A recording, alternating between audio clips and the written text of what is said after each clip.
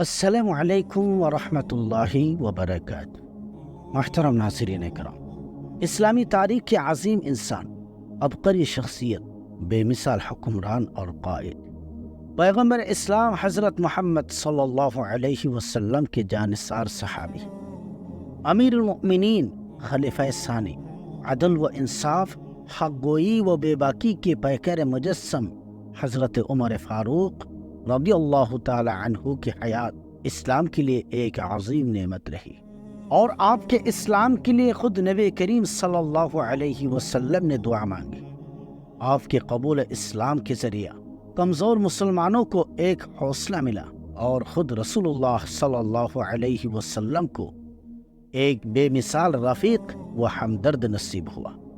بلا شبہ سیدنا عمر فاروق رضی اللہ تعالی عنہ کی ذات گرامی سے اسلام کو اور مسلمانوں کو بہت کچھ فیض پہنچا، اور آپ رضی اللہ تعالی عنہ کی زندگی اسلام لانے کے بعد پوری اسلام کے لیے وقف تھی۔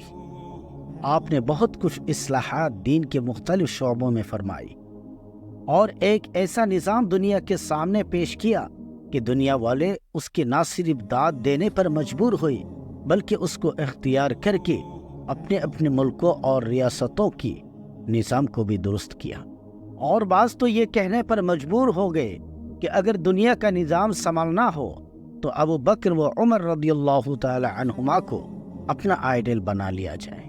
خلوص و الہیت، سادگی و بے نفسی، انکساری اور عاجزی، بے شمار خوبیوں سے اللہ تعالیٰ نے نوازا تھا۔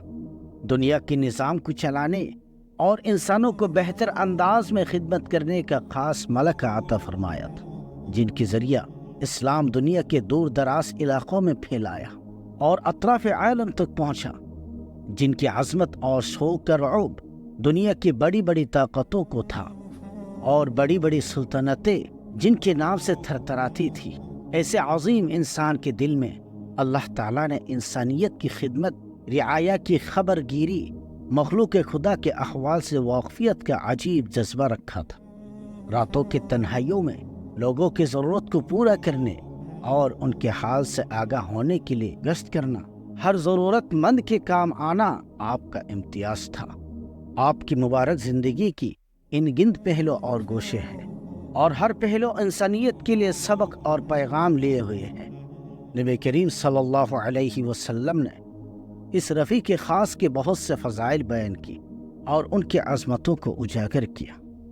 محترم ناظرین، سیدنا عمر رضی اللہ تعالی عنہ اپنے دور خلافت میں عدل و انصاف کی بہترین مثال قائم فرمائی، اور عادل حکمران بن کر تعلیمات عدل کو دنیا میں پھیلا دیا۔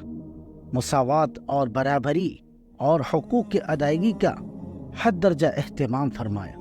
ابن عباس رضی اللہ تعالی عنہما سے مروی ہے کہ تم عمر رضی اللہ تعالی عنہ کا ذکر کیا کرو، کیونکہ جب تم عمر کو یاد کرو گے تو عدل و انصاف یاد آئے گا، اور عدل و انصاف کی وجہ سے تم اللہ کو یاد کرو گے۔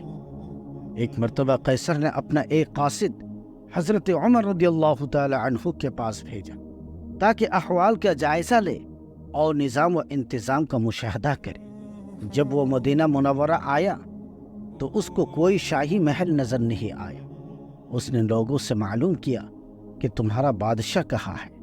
صحابہ نے عرض کیا کہ ہمارا کوئی بادشاہ نہیں ہے، البتہ ہمارے امیر ہے جو اس وقت مدینہ سے باہر گئے ہوئے ہیں۔ قاصد تلاش کرتے ہوئے اس مقام پر آ گیا جہاں امیر المؤمنین سیدنا عمر رضی اللہ تعالی عنہ دھوپ کی گرمی میں سخت ریت پر اپنے درہ کو تکیہ بنائے آرام فرما رہے تھے۔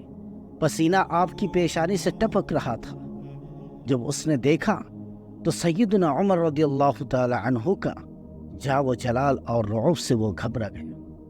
اس نے کہا کہ اے عمر رضی اللہ تعالی عنہ، واقعی تو عادل حکمران ہے، اسی لیے تو آرام سے بغیر کسی پہرا اور حفاظتی انتظامات کے تنہا خوف اور ڈر کے بغیر آرام کر رہا ہے، اور ہمارے بادشاہ ظلم کرتے ہیں، اس لیے خوف و ہراس ان پر چھایا رہتا ہے۔ میں گواہی دیتا ہوں کہ تیرا دین حق ہے۔ میں اگر قاصد بن کر نہیں آتا تو مسلمان ہو جاتا، لیکن میں جا کر اسلام قبول کروں گا۔ محترم ناظرین، اللہ تعالیٰ نے آپ کو جو بلند مقام و مرتبہ عطا فرمایا تھا اور آپ کی حکمرانی کے چرچے طول و عرض میں پھیل چکے تھے، لیکن اس کے باوجود بھی تواضع و سادگی اور زہد و تقوی میں غیر معمولی اضافہ ہی ہوتا گیا۔ آپ ہر وقت اسی فکر میں رہتے کہ نبی کریم صلی اللہ علیہ وسلم نے جس حال میں چھوڑا اسی پر پوری زندگی گزر جائے۔ عمدہ کھانوں، بہترین غذاؤں اور اسباب تنعم سے ہمیشہ گریز ہی کیا کرتے تھے۔ ایک مرتبہ اہل بصرہ کا ایک وفد حضرت عمر رضی اللہ تعالی عنہ کے پاس آیا۔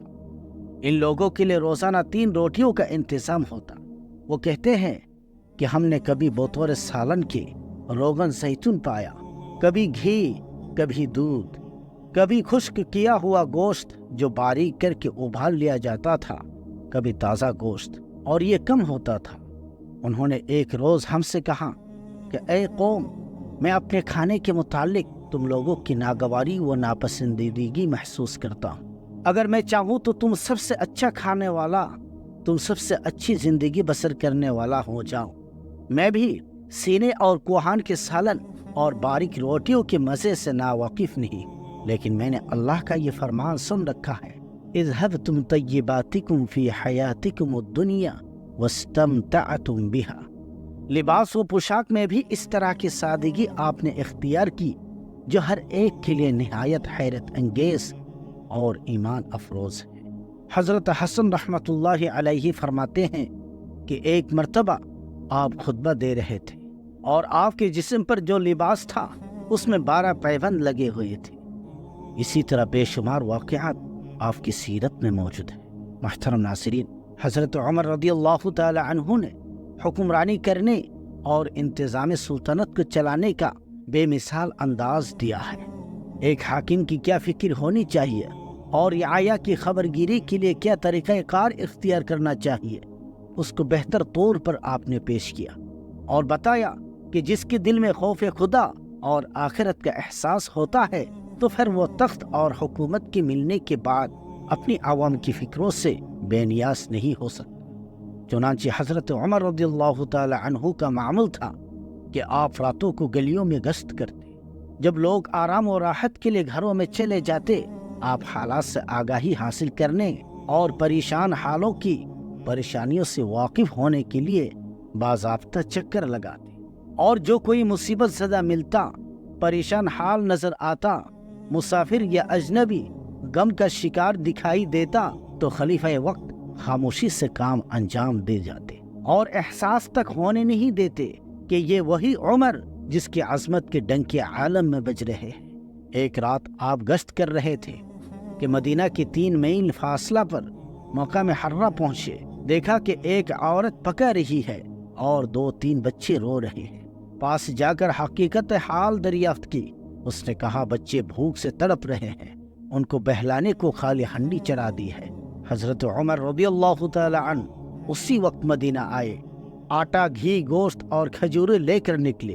ساتھ آپ کا غلام اسلم بھی تھا۔ اس نے کہا کہ میں لے چلتا ہوں، مجھے دے دیجئے۔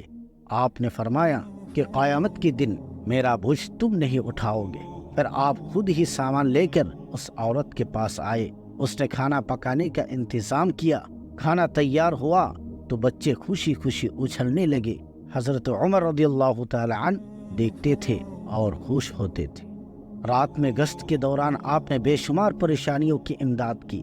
آپ کا مقصد بھی یہی تھا کہ تنہائیوں میں نہ جانے کتنے لوگ پریشانی سے دوچار ہوں گے تو ان کے کام آ جائے۔ اس سلسلے میں بہت واقعات ہیں جن سے آپ کی ہمدردی اور فکر مندی اور رعایا کی خبرگیری کے جذبات نمایاں نظر آتے ہیں۔ محترم ناظرین، حضرت عمر رضی اللہ تعالی عنہ کی خدمت خلق کا انداز بھی بڑا نرالا تھا۔ گلیوں میں گشت لگاتے ہی تھے۔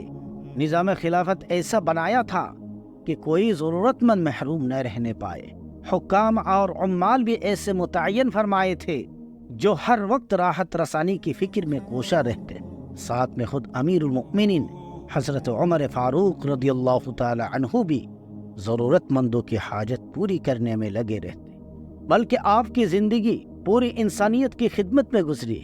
اسی میں آپ کو مزہ آتا اور دل کو سکون اور راحت نصیب ہوتی۔ حضرت طلحہ رضی اللہ تعالی عنہ فرماتے ہیں کہ ایک تاریک رات میں نے حضرت عمر کو دیکھا کہ ایک گھر میں داخل ہو گئے، اس کے بعد دوسرے گھر میں داخل ہوئے۔ صبح میں نے اس مکان میں داخل ہو کر دیکھا کہ ایک نابینا بوڑھی بیٹھی ہے۔ میں نے اس بوڑھی سے پوچھا کہ وہ کون تھے، تجھے معلوم ہے؟ اس نے کہا کہ وہ اسی طرح میرے پاس آ کر میری ضروریات کو پوری کر کے چلے جاتے ہیں اور صفائی ستھرائی کر کے واپس ہو جاتے ہیں۔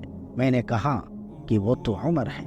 ایک رات آپ مدینہ کے ایک راستے سے گزر رہے تھے تو دیکھا کہ ایک خیمہ لگا ہوا نظر آیا جو کل نہیں تھا۔ اس کے باہر ایک بدوی بیٹھا ہوا ہے اور اندر سے رونے کی آواز آ رہی ہے۔ حضرت عمر رضی اللہ تعالی عنہ فوری اس کے قریب گئے، حال دریافت کیا، رونے کا سبب معلوم کیا۔ اس نے کہا کہ میری بیوی درد زدہ میں مبتلا ہے اور کوئی خاتون نہیں جو اس مشکل وقت میں میری مدد کر سکے۔ حضرت عمر رضی اللہ تعالی عنہ گھر تشریف لائے، اہلیہ محترمہ سے فرمایا کہ اللہ تعالیٰ نے آج تمہیں نیکی کمانے کا ایک موقع دیا ہے، کیا تم اس سے فائدہ اٹھاؤ گے؟ بی بی نے کہا ضرور، اب بتلائیے کیا کام ہے؟ آپ نے فرمایا کہ ایک اجنبی عورت درد زدہ میں مبتلا ہے، اس کے پاس کوئی عورت نہیں، لہٰذا تم جلدی سے ضروریات کا سامان لے کر میرے ساتھ چلو۔ آپ کی اہلیہ آپ کے ساتھ نکل گئی۔